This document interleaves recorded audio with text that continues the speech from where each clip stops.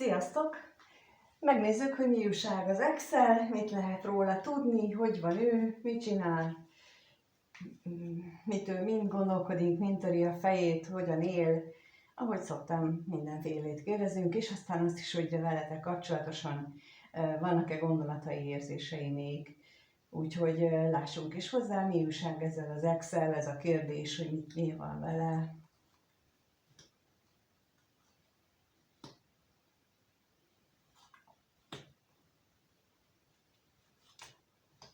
Na, ő még ide kívánkozik, bár ugye nem szoktam, de úgy látszik, hogy még ide fér. Szóval úgy látom, hogy van az életében valaki, aki megnehezíti azt, és aki miatt gyötrődik, akitől távol van, és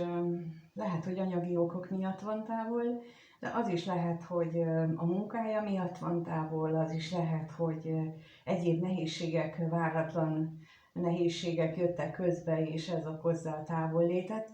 Ezek alapján akár te is lehetsz, hiszen neked ex, és ő gondolhatja ezt mind veled kapcsolatosan. Ezek a zavaró körülmények, amelyek távol tartják ettől a számára fontos személytől, mérvadó személytől, vagy pedig pontosan ez a személy okozza számára ezeket a zavaros dolgokat. Ez lehetsz te is, mondjuk, hogyha te idősebb vagy úgy érzed, vagy úgy tudod, hogy nagyon-nagyon jelentős szerepet töltöttél be az életében, de lehet valaki más is, aki mondjuk így, hogy az ő gondolkodására, az ő egész világára jelentős befolyással van, és akkor ebben az esetben lehetséges az, hogy ő emiatt a személy miatt sokat gyötrődik. Például az, hogy nem ért egyet a munkájával, nem ért egyet azzal, ahogyan ő a dolgait csinálja, de lehet, mondom, ez most olyan személy is, akivel ő jelenleg együtt van, és akkor anyagi nehézségeket közösen élnek meg, vagy miatta. Szóval minden ilyen személy szóba jöhet, aki ilyennél az ex-nél ilyen fontos szerepet tölt be. Megnézzük azt, hogy mit tudhatunk meg erről az ellenségről.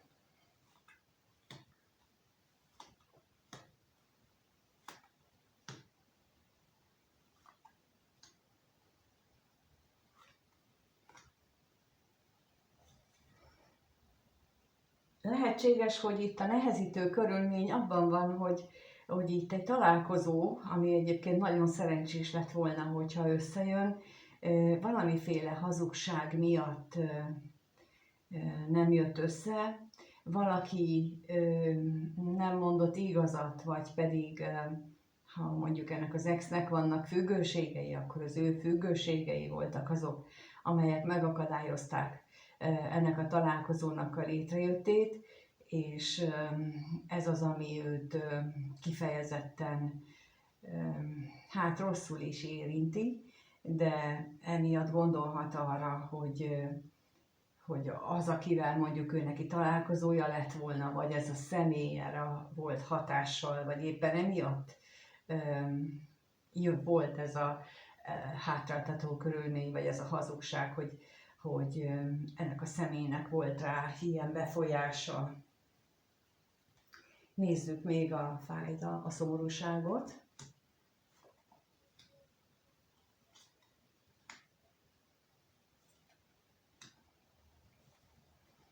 Hát itt a szomorúság oka egyértelműen az, hogy ennek az exnek vannak reményei, vannak vágyai, méghozzá érzelmes reményei és érzelmes vágyai, hogy azokat szeretné megélni, de borzasztóan fél is tőle ugyanakkor. És itt mielőtt így bárki olyat mondana, hogy eztől hogy lehet félni, az, akinek az a szerencsés élethelyzet jutott, vagy az a szerencsés élet jutott, hogy szabadon megélheti az érzelmeit, és nem ismeri azt, hogy milyen az a belső gyermeksérülés, amikor azt tanítják meg a szülők a gyereknek, hogy ne érezzen, amikor azt éli meg a gyermeke minden napjában, az életének minden pillanatában, hogy ha ő érez, akkor az fájdalmat okoz, azzal bántják őt, és ezért aztán elmenekül. Tehát amikor így ítélkezünk, hogy ezt miért nem tudja felvállalni az érzéseit, meg miért nem tud bele, vagyis hát miért nem tudja ezt megélni, azért, mert akkor valószínűleg annak a másik személynek ilyen érzelmi sérülése van, és ezt nagyon nehéz ledolgozni. Ez például a tagságban van, a magasabb szintű tagságban van, ahol ott folyamatosan erről videókat csinálok, illetve van olyan kurzus is, amiben ezt én kifejezetten a ne érezz, a ne létezz és a ne is gondolkodjál, ilyen parancsokat adnak nem kifejezetten és szándékosan a szülők, mi is, mindenkit beleértve, aki itt van, azért, mert nem tudunk róla. Mi is elkövettük ezeket a dolgokat, például az, amikor azt mondjuk, hogy hagyjad csak kicsikén, majd én megcsinálom, te csak tanuljál, és ha ezt sokszor elmondjuk, akkor a gyermekünket például ezzel arra késztetjük, hogy ő ne gondolkodjon, mert majd mi megoldjuk helyette, és majd mi megcsináljuk, és akkor ezzel bele sem gondolunk, hogy amikor ilyen jó lelkűek akarunk lenni, akkor abban a fejlődési szakaszban, ahol neki meg kellene tanulni a logikus gondolkodást, és mi ezt puszta szeretetből nem hagyjuk neki, akkor az később azt eredményez, hogy felnőttként nem fog tudni rendesen dolgozni, nem fogja tudni rendesen ellátni a munkáját. Ugyanígy van ez az érzelmekkel is, hogy amikor a kisgyermek azt érzi, hogy a szülő őt elutasítja, akkor ő azt a válaszreakciót adja, hogy elkezdi túl kompenzálva, túlságosan megfelelési kényszerbe menekül, túlságosan jó lesz, túlságosan adakozó lesz, vagy éppen olyan rossz gyerek lesz, hogy állandó figyelmet igényel. Ez mind mindennek a következménye, de ott van a háttérben az, hogy ő nem mer érezni. És ezeket mind ledolgozni, ez nagyon sok munka, úgyhogy én azt kérem mindenkitől, akiben ez felmerül, hogy de hát ez hogyan, ezt így gondolja végig, amit most elmondtam, hogy bizony ilyenek vannak mögötte, és itt van, hogy ő vágyik rá, hogy ő szeretne, de annyira fél, retteg az érzésektől, hogy akkor, ha ő most megmutatja magát, és kinyitja a szívét, akkor megint fájni fog, akkor megint elutasítják őt, és akkor ő abba belehal. Tehát, hogy ezt így kell értelmezni, hogy bizony vannak, és itt ezt érzékelem. Megnézzük még itt ezt a kevés pénzt, hogy mi van ezzel az Excel.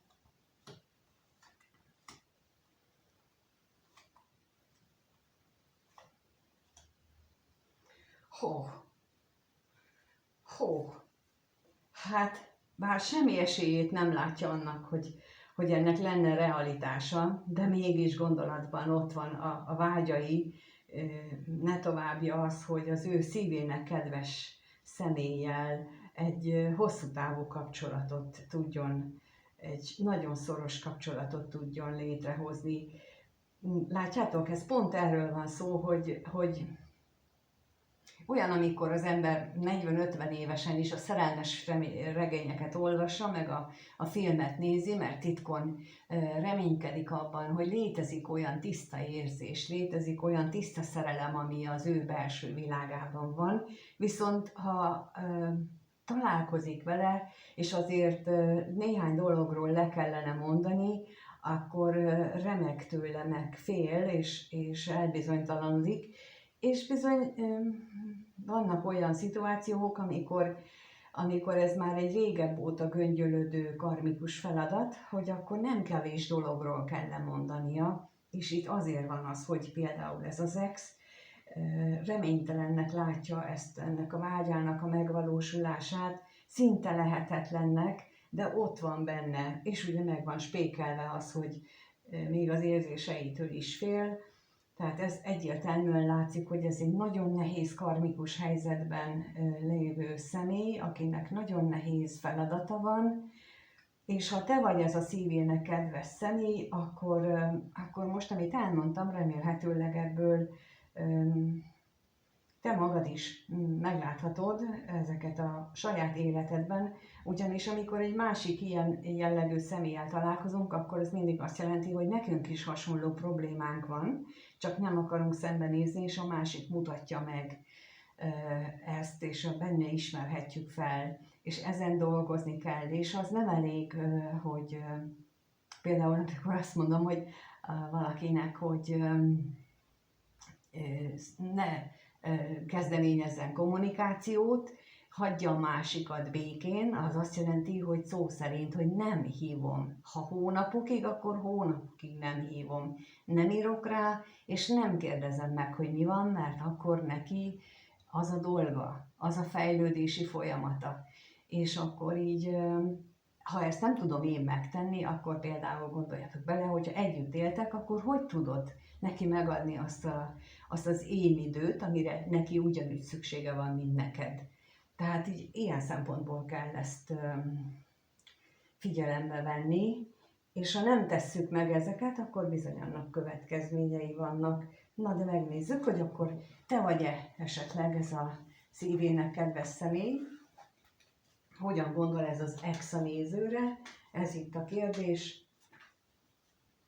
Hogyan gondol ez az ex a nézőre, hogyan gondol rá, milyen gondolatai vannak vele kapcsolatosan, milyen gondolatai vannak vele kapcsolatosan.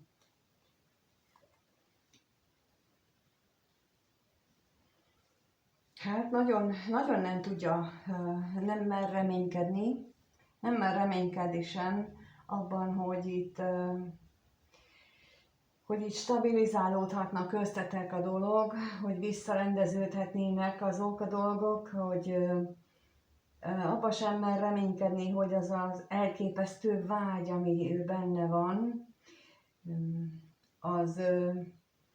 tulajdonképpen lesz belőle valaha valami, de minden esetre ez látszik, hogy vannak veled kapcsolatosan a gondolataiban mindenképpen remények, vágyak, vannak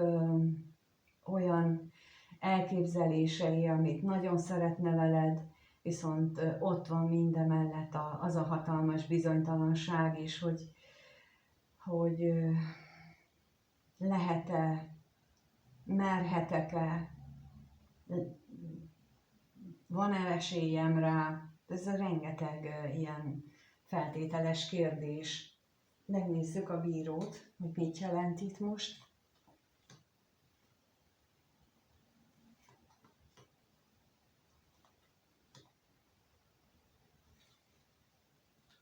Egészen úgy tűnik, hogy mindezeket befolyásolja az ő jelenlegi anyagi helyzete, vagy a jelenlegi fizikális síkon lévő helyzeteik, nem csak a szellemi tudatosságáról beszélek, hanem az, hogy esetleg a munkája bizonytalan, hogy nem tudja, hogy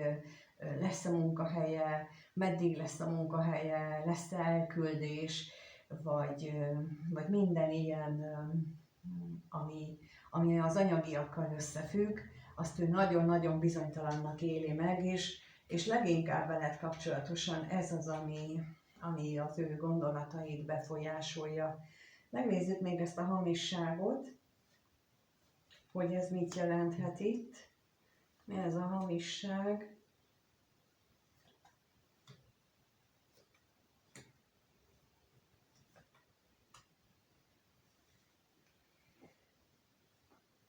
Annak ellenére, hogy elképesztően nagy vágyai vannak, nagyon vágyakozik utánad, mégis azt látom, hogy mondjuk lehet, hogy utoljára vagy a elválás előtt veszekedtetek, és ez a képzetet kelti benne, azt a félelmet kelti benne, hogy te most hátrahajtad végképpen őt, vagy pedig, hogy hátra hagyod, és akkor ő neki már esélye sincsen arra, hogy ő veled kapcsolatosan újra kezdjen, de ez nagyon fél ettől, hogy akkor így ez végérvényes hátrahagyást jelent, még akkor is, hogyha mondjuk ő tűnt el, ő lépett le. Ez ilyen menekülés típusú dolog, amikor ő tűnik el, és akkor ilyen esetben van az, hogy amikor te vagy fölveszi a kapcsolatot, föl akarja veled venni a kapcsolatot, akkor azt te hogyan reagálod, hogyan kezeled, ez viszont nagyon meghatározza aztán a továbbiakat. Na megnézzük azért, hogy vannak-e érzései, bár itt azért mutatkoztak rendesen már, hogy vannak. De mit érez ez az ex a néző iránt? Mit érez ez az ex a néző iránt? Mit érez iránta?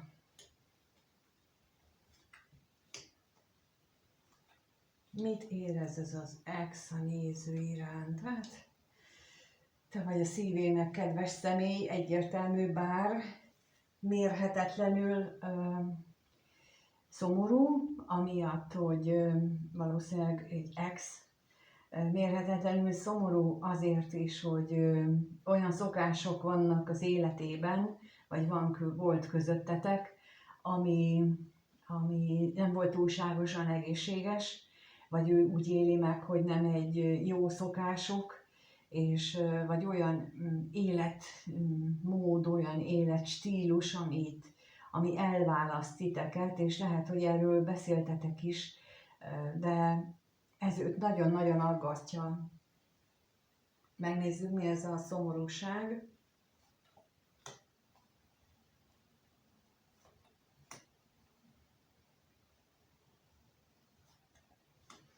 Hát várja a csodát, várja azt a csodát, hogy itt a szerelem legyőz mindent, és várja azt a csodát, hogy ennek hatására akkor ti újra tudtok kommunikálni, újra tudtok beszélni, és úgy látom, hogy itt azt mutatják a lapok, hogy ő nem adta még fel, nem adta fel veled, nem adta még fel azt, hogy veled újra valamiféle kapcsolatba lép, kapcsolatba kerül. Még az örvendezésre kérnék szépen.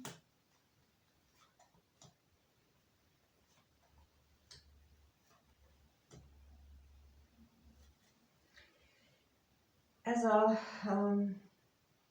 az a nehézség, ami esetleg ahhoz vezetett, hogy ti ketten szakítottatok, vagy valamilyen szerepet játszott benne, az viszont még mindig fennállt, és ezt ő nagyon nehéznek éli meg, azt, hogy ő hogyan tudna attól megszabadulni. Ezen gondolkodik. Tehát azt tudom csak erre mondani, hogy ő nem vetette el annak a lehetőségét, hogy azt a fajta nehézséget, vagy tehát mint ahogy mondtam, lehet szokásbeli, életvitelbeli eltérést, hogy akkor ezen gondolkodik, hogy az milyen káros az ő, vagy a kettőtök kapcsolatából is, akkor akár azon is, hogy hogyan lehet azon változtatni. Hát ennek mindegyiknek, ennek a gondolatnak az a mozgató rúgója, hogy te vagy a szívének kedves személy, vágyik arra, hogy megújuljon a kettőtök kapcsolata, de tudja, hogy ennek oka volt, vagy oka van, hogy nem vagytok együtt, tudja, hogy itt változtatni kell, és lehet, hogy addig nem is fog jelentkezni, ameddig ezen ő nem tud önszántából valahogy változtatni. Megnézzük akkor, hogy hogyan alakul a következő 1-2 hét, fog-e valamilyen változás történni, tehát a kérdés az, hogy ez az ex és a néző kapcsolata hogyan alakul a következő 1-2 hétben, hogyan alakul az ő kapcsolatuk a következő 1-2 hétben.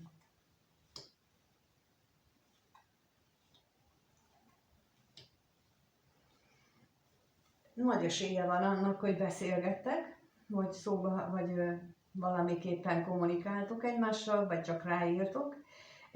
Valami ilyen kis váratlan helyzet, valami váratlan dolog adódhat, aminek hatására ez lehetséges lesz. Viszont olyan, minthogyha ebben a beszélgetésben, vagy ennek a beszélgetésnek a hatására azért ti kicsit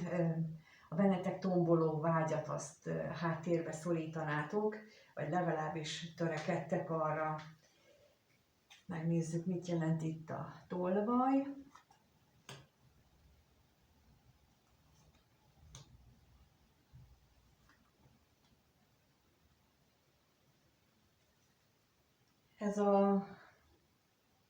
Ez a lehetőség adódhat olyanból is, hogy a munkahely ilyen, vagy otthon a családban, ahol ő most van, ott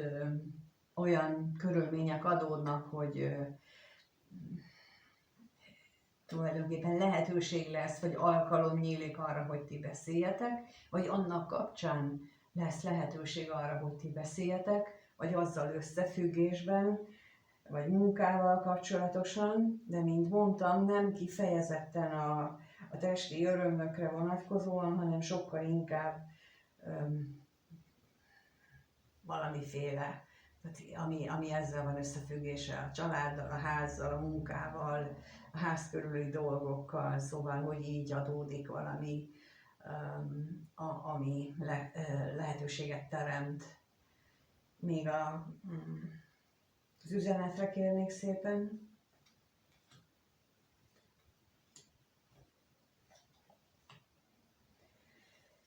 Egy olyan jelentős változásra van szükség itt a kettőtök kapcsolatában, ami a múlt illúzióit le kell cserélni valami valóságra. Gyakran van az, hogy egy kapcsolat akár éveken keresztül is egy illúzió tart egy kapcsolatot, egy illúzió tart meg, ahol nem veszik figyelembe azt, hogy a másik személy milyen is valójában, hanem mondjuk mi ráprojektálunk valamit, vagy a másik személy projektál ránk valamit, és itt azt mutatják a lapok, hogy lehet, hogy szóba kerül az, hogy bizony, ha beszéltek, akkor kiderül, hogy valamelyikőtöknél lehullott a hályog a szemről, lehullott a lepel, és látja a másikat olyannak, amilyen, és ha úgy elfogadjuk egymást, akkor is. Ugye erre szoktam mondani, hogy amikor egy kapcsolat elkezdődik, akkor egy év, 8 hónap az, amíg az a szerelem, a rózsaszín függöny, vagy a rózsaszín szemüveg felkerül a szemünkre, és addig nem látjuk a másikat, addig csak azt látjuk benne, amit mi látni szeretnénk, és akkor utána, hogyha tovább tart a kapcsolat, akkor utána kezdjük meglátni az ő valódi énjét, és amikor látjuk a valódi ént, az sokszor nem tetszik, de addigra már bizony olyan dolgokat tettünk, ami aztán nagyon nehézé teszi az elválást, például ilyenek azok a hosszú évtizedekig nyüglődő párkapcsolatok, amelyek már 2-3 év után tudták, hogy el kellene válni, de akkor már beletettek 2-3 évet, és akkor már akár hitelt vettek fel, vagy építkeztek, lakást vettek, és akkor már azért nem válnak el, és utána végig szenvedik az életüket. Na hát itt valami ilyesmiről hull le a lepel, hogy milyennek láttátok egymást, de ez a beszélgetésből kiderül, és én nem látom azt, hogy ez nagyon negatív hatása lenne, sokkal inkább azt mondom, hogy a tisztánlátás kerül előtérbe. Köszönöm, hogy itt voltatok és megnézitek a videót. Szeretném figyelmetekbe ajánlani, hogy holnap megy ki azoknak, akik valamilyen módon már velem interakcióba kerültek, a harmadik e-mail az Orion csillagra önmegértési asztrológiával kapcsolatosan, és ebben még újabb dolgokat árulok el, például arról, hogy hogyan és mikor lesz látható a weboldal, és a konkrét részletekkel, és mindenki, aki már kitöltötte ezt a kérdőívet, ők fogják megkapni a weboldallal kapcsolatos információkat,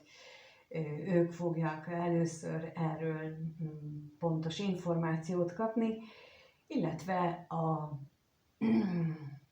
3-as kapcsolati kirakásban is beszélek már erről bővebben, sőt ott konkrét dátumokat is mondok, úgyhogy ajánlom, hogy vasárnap nézzétek meg a 3-as kapcsolati kirakást is, bár hosszúra sikerül, de mégis érdemes megnézni, mert nagyon sok minden van, amit abban elmondok. Nem árulom el titkot, hogyha elmondom, hogy azt már fölvettem, mert hogy az mindig egy ilyen, nekem is nehéz, vagy hát külön rá kell készülni az a hosszabb idő miatt is, meg arra, hogy úgy külön rá kell hangolódni, hogy egy olyan bonyolultságú dolgot végig tudja követni. Úgyhogy azt mindenképpen elmondom, és az érdemes nézni, úgyhogy nézzétek meg. És itt pedig köszönöm, ha kommentben megírjátok, hogy ez a mai videó ez mennyire volt rátok érvényes, mi volt az, ami tetszett, nem tetszett. Köszönöm a lájkot, köszönöm, ha feliratkoztok, azzal is nagyon sokat segítettek a csatornának, és a leírásban megtaláljátok, és az első kommentben is azt a linket, ahol ezt a kérdőívet kitölthetitek, és lesz szeptember 3-án egy élő webinár is, ahol még több mindent mesélek, és akik kérdéseket tesznek fel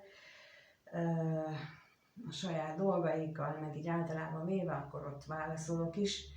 Úgyhogy az egy ilyen, azt hiszem legalábbis az eddigi kérdések alapján, hogy elég maratoni lesz az a webinár, de szívesen várok ott mindenkit, és ahhoz viszont a kérdőív kitöltése a beugró, úgyhogy hajrá! Ha mi viszont nem találkozunk, addig mindenkinek minden jót kívánok. Sziasztok!